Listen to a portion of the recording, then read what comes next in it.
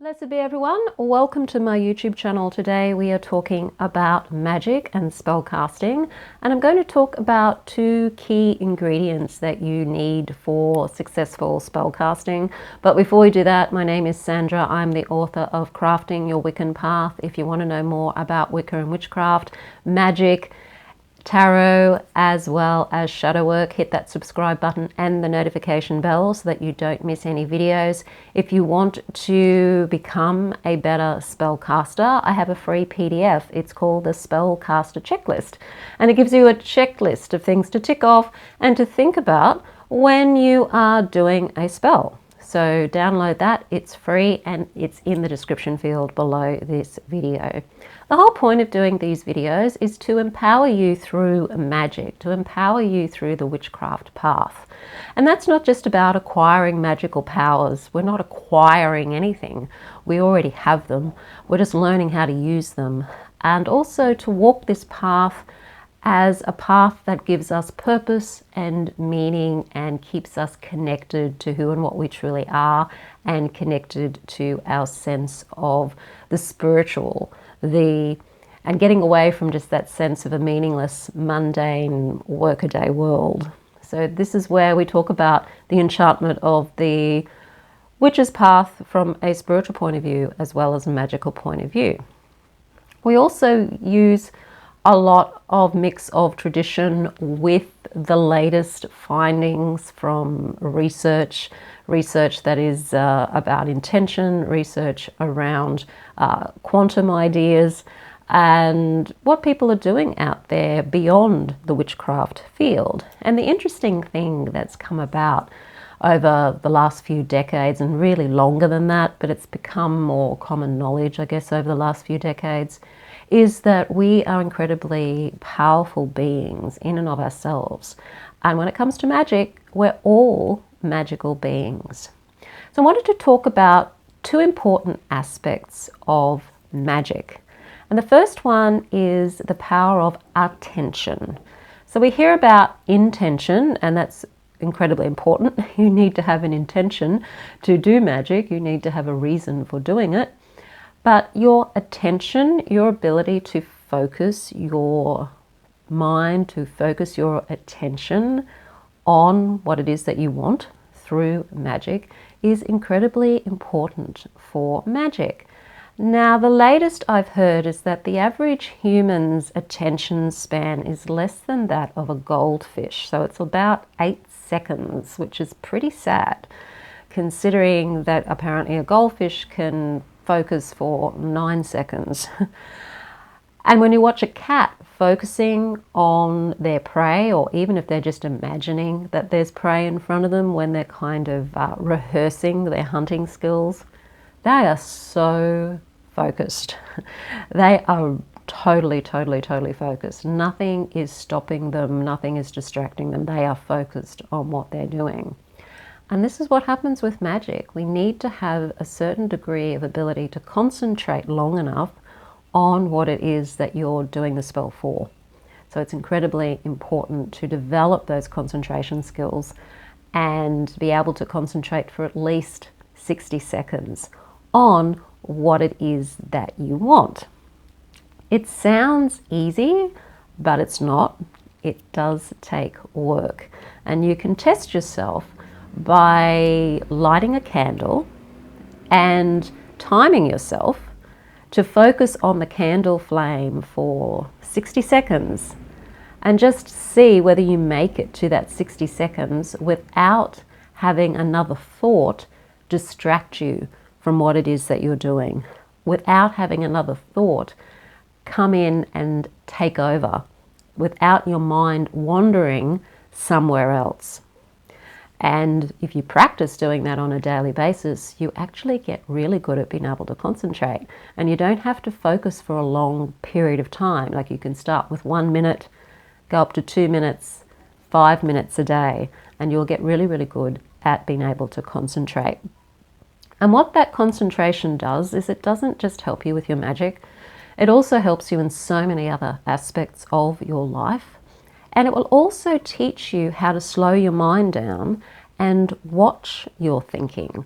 Watch what thoughts you are thinking there. When you watch your thoughts and you take notice of what you're thinking about and how they move from one thing to the next thing to the next thing really, really fast. If you notice that a lot of your thoughts are about worry, a lot of your thoughts are negative in some way, simply by focusing on observing those thoughts, you can start to slow the mind down and change those thoughts. Change those thoughts into the thoughts that you want to have, for example. So instead of taking notice of what's around you that you don't want, you can utilize that time when you're in concentration to focus on what it is that you do want. Another key ingredient to spellcasting is being in the present moment when you are doing your spell work and when you're not doing your spell work. The goal is to be in the present moment all the time, because there is only the present moment. There is no other moment. The past is no longer there and the future hasn't happened. So by living in the present moment, we can certainly enjoy ourselves a lot more. And magically speaking, we start to take back control over our lives. But to do that, we have to be able to watch the mind again and watch it swinging from tree to tree, either ruminating over the past or projecting into the future. And that means we're living in the past or we're living in the future. We're not living in the now. We're not really being powerful in the now. And when you're doing a spell, you need to be in the now. You need to be in this moment. And whenever you think of the spell, after you've done the spell, you need to be in the present moment. And the trick here with Magick is when you're in the present moment, it doesn't mean you have to be with what is in the present moment if you don't like what is in the present moment. Meaning that if you're in a home you don't like being in, you're with a group of people you don't want to be with, you're in a situation you don't want. Even though that's your reality telling you that this is what reality is, when you're doing magic, you have to be in a mind environment, in your imagination, as if you're actually spending that present moment in what you're wanting. So experiencing what it is you're wanting in that present moment. So when you're focusing on your spell, say you're focusing on a new romantic partner, you want romance and love in your life, you're looking for a partner, and you focus on imagining that you are with somebody. Maybe you're having dinner together, or maybe you're sitting watching a romantic movie or something together. You're doing something with someone. In your imagination, you're imagining what that scenario might be. You might just be walking hand in hand along the beach. But as you're imagining that, you're in the present moment with that reality, as opposed to the reality that is you alone, not with a partner, and not at the beach, maybe. So be in the present reality that you want to be in your imagination when you are doing your magic. And when you think of your magic and you look around you and the present moment is showing you that the magic hasn't happened yet, go back to being in the present moment again with the magical scenario. Go back into your imagination and imagine you are walking along that beach with that person, and allow yourself to just be in that space. You don't have to force yourself to do anything else. Just in your imagination, smell the sea air, feel their hand holding onto your hand, feel the sand under your feet, hear the waves. Be in that moment with as many senses as you can be in your imagination, and the emotions that you need for the energy of the spell will automatically start to form. And it doesn't take long for that to happen. It takes less than 60 seconds for an emotion to attach itself to an imaginary situation. The subconscious mind, as I've said many times, can't tell the difference between what's real and what's imagined. So that's why when you imagine a situation, you have an emotional reaction to it, because the subconscious mind actually thinks it's happening. So use your imagination. It's the most powerful thing you have when it comes to magic. So certainly use it. In a lot of spell books, there's not a lot of talk about that. People will say you need to believe in magic, that it's to do with belief. It's not so much the belief in the magic. It's not so much in the belief that you're even any good at magic. It is being able to be in that moment, in your imagination, as if it is real, and spending time in that state as often as you can, even post spell and even before you've done the spell. The magic is a continuous thing. It doesn't just start and stop with the spell. The spell is an emphasis on what it is that you want. It is a motivation to really focus on what it is that you want, but it doesn't necessarily stop there.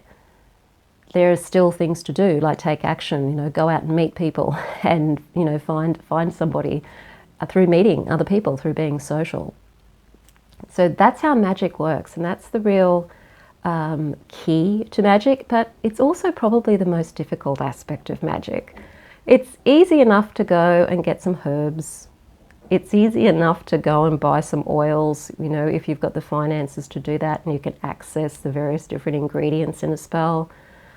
But you can have all of those things and still not be able to do a successful spell because you haven't got these other things going on, or there's blockages to those things going on. So this leads me to my announcement. I now have a new course. It's a small course. It's not one of the long ones. It's a 5-module. It's a DIY course, so you can do it in your own time. It's got 5 modules. I cover magic that doesn't require a lot of ingredients, so that it doesn't burst your budget, and so that you learn that you can do powerful spells without them having to have heaps of ingredients and a whole lot of other bells and whistles. That the magic is in you. It's not totally in the ingredients. The ingredients help, but they're not where the magic really is. The magic's actually in you. So this is a really wonderful course for teaching you how to really get connected to yourself and your inner witch using tools like candle magic, magical jars and pouches, talismans, wards, amulets, and just keeping it simple but being really successful at the same time, because you know how to apply yourself with the magic.